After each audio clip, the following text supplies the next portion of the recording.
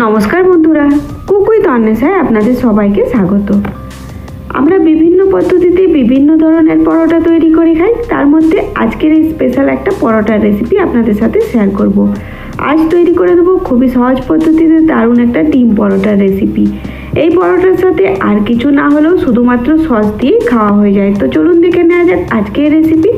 সবার প্রথমে আমি একটা পাত্রে জল গরম করে কিছুটা নুন দিলাম, তার মধ্যে দিয়ে দিলাম 3টে টমেটো।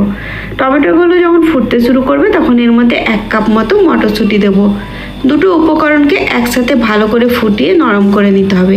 কিছুক্ষণের মধ্যেই দেখবেন টমেটোর খোসাগুলো আলাদা হতে শুরু করেছে, মানে টমেটো সুন্দরভাবে সেদ্ধ হয়ে যাবে। তারপর জলটাকে ঝরিয়ে নিতে হবে, এই জলটা ফেলে দেবেন না, পরে প্রয়োজন হতে পারে। এবারে টমেটো আর মটরশুঁটিটাকে চটকে নিতে হবে। মটরশুঁটিটা এখানে একদম না চটকালেও হবে, টমেটোগুলোকে কিন্তু বেশ ভালো করে চটকে নেবেন। টমেটোগুলোকে কাঁটা চামচ দিয়ে এইভাবে চটকে নিয়েছি। খুব গরম ছিল সেই জন্য আপনারা হাত দিয়েও চটকাতে পারেন। জিরে গুঁড়ো 1 চামচ, চিলি ফ্লেক্স দিলাম অল্প একটু, আর গোটা জিরে 1/2 চামচ মতো দিলাম। এবার ভালো করে আবার সব কিছু মেখে নিতে হবে। এই সময় আমি এর মধ্যে পরিমাণ মতো নুন আর একটুখানি চিনি দিয়েছিলাম, কিন্তু সেটা দেখাতে পারলাম না। এবারে টমেটোর মধ্যে যদি খোসা উঠে আসে সেগুলো ফেলে দেবেন। তারপর পরিমাণ মতো আটা বা ময়দা দিয়ে এটাকে মেখে নিতে হবে। আটাটা মাখার সময় প্রথমেই কিন্তু এখানে জল দেবেন না। যদি প্রয়োজন হয় টমেটো আর মটরশুঁটি যেই জলটায় সেদ্ধ করা হয়েছিল সেই জলটায় প্রথমে বলেছিলাম রেখে দিতে, সেটা এখানে ব্যবহার করবেন। তার আগে আমি এখানে অল্প একটু সাদা তেল দিয়ে দিলাম, এতে পরোটাগুলো খুব সফট হবে। আর প্রয়োজন হলে এখানে অল্প অল্প করে একটু জল ব্যবহার করবেন, হাতে ছিটে দিয়ে দিয়ে এখানে জলটা ব্যবহার করবেন। এইভাবে আটার ডোটাকে মেখে দিয়ে এটাকে এক সাইডে সরিয়ে রাখতে হবে। এবারে চলুন ডিমটাকে রেডি করে নিই। 3টে ডিম একটা পাত্রের মধ্যে ফাটিয়ে নিতে হবে। এখানে পাত্রটা কিন্তু একটু বড় সাইজের নেবেন, যাতে এর মধ্যে ওই পরোটাগুলোকে ভালো করে ডোবানো যায়। আমি যেই পাত্রে আটা মেখেছিলাম সেই পাত্রটাই নিয়েছি। 3টে ডিমের সাথে আদা রসুন বাটা, পরিমাণ মতো নুন, একটুখানি জিরে গুঁড়ো আবার দিলাম এর মধ্যে, আর দিয়ে দেবো বেশ অনেকটা পরিমাণে কুচিয়ে রাখা পেঁয়াজ, নিজের ঝাল অনুসারে কাঁচা লঙ্কা, ধনে পাতার পরিমাণটাও একটু বেশি করেই দেবেন।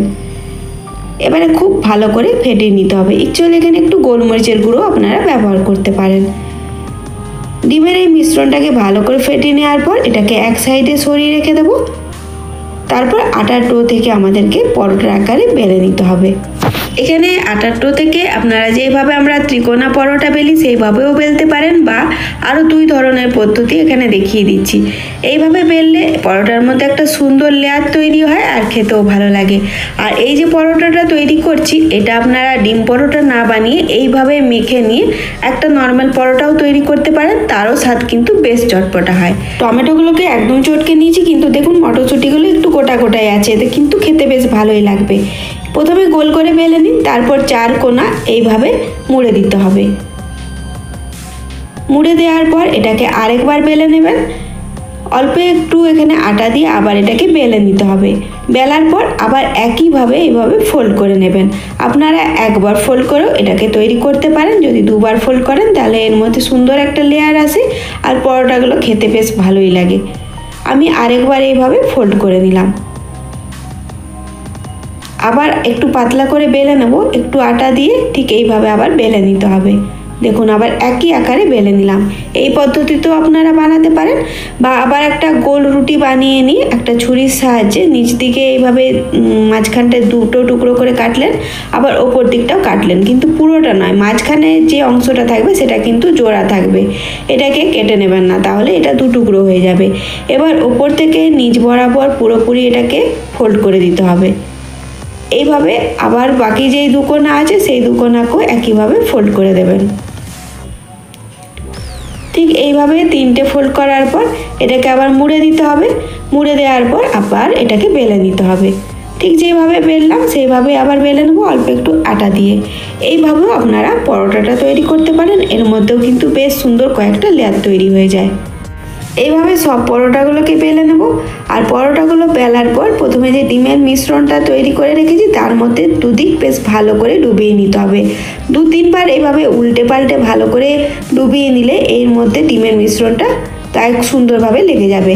তারপর একটা তাওয়ার মধ্যে অল্প একটু তেল গরম করে পরোটাটা দেবেন, আরও কিছুটা চামচের সাহায্যে এভাবে ডিমের মিশ্রণ উপর থেকে লাগিয়ে দেবেন।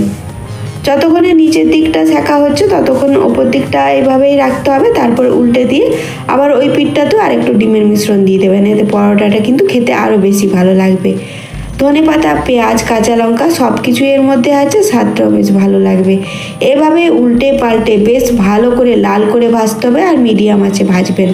দেখবেন ডিমের মিশ্রণটা সুন্দরভাবে পরোটার গায়ে লাগানো হয়ে গেছে আর পরোটাটা খেতে খুবই ক্রিস্পি তৈরি হয়। একইভাবে সব পরোটাগুলোকে বেলে নেব। আমি এখানে তাওয়াটা একটু পাতলা নিয়েছি, আপনারা একটু মোটা তাওয়া ব্যবহার করবেন, তাহলে পরোটাগুলো আরও সুন্দরভাবে বানাতে সুবিধা হবে। একইভাবে সব পরোটাগুলোকে তৈরি করে নেব। আর তৈরি করার পর এই পরোটাগুলো খেতে আর কিছু না হলেও চলে যায়। কোনো তরকারি যদি না বানান তাহলে আপনারা সস আর পেঁয়াজের সাথে এই গরম গরম পরোটাগুলো খেয়ে দেখুন, দুর্দান্ত খেতে লাগবে। আর যদি কোনো তরকারি পছন্দ করেন, যেমন এর সাথে আপনারা আলুর দম তৈরি করতে পারেন বা কষা কষা চিকেন তৈরি করতে পারেন বা আলু ফুলকপির তরকারিটাও মন্দ লাগে না। এইভাবে পরোটাগুলো তৈরি করুন আর গরম গরম খেয়ে দেখুন, খেতে কিন্তু দারুণ টেস্টি লাগবে। আমি এখানে ফুলকপি আলুর তরকারি, একটু সস আর পেঁয়াজের সাথে গরম গরম ডিম পরোটা পরিবেশন করব।